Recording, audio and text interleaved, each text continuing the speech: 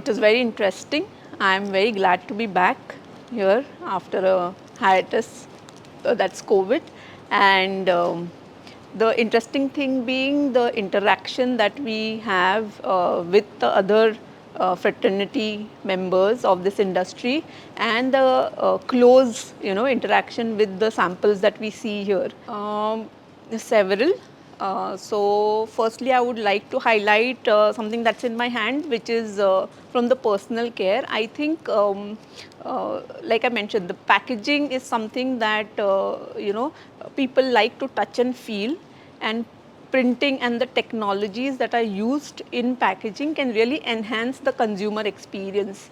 So which we also try to incorporate when we visualize, but when we actually see here, like this sticker that I have for Pond's Men's here, versus this one that I have for Nivea Soft.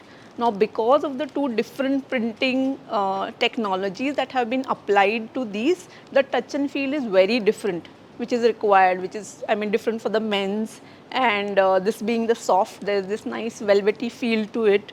So that really makes a difference. I would say, from the printing point of view, I wouldn't be able to shed a lot of light on the challenges. But I think with the advent of digital, somewhere there could be a dissolution of, so while digital printing is, it's an innovation and it's an easier solution, what the primary or the core printing brings to the table in terms of the effects or the different technologies that can be applied, that won't be matched. So I guess that's a challenge, and I don't know, in terms of overcoming it, I don't think the core printing industry, kind of will weather because of digital, because it has its own beauty.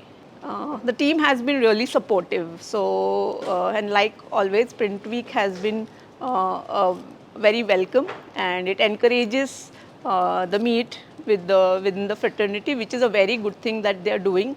And I look forward to more such events by Print Week.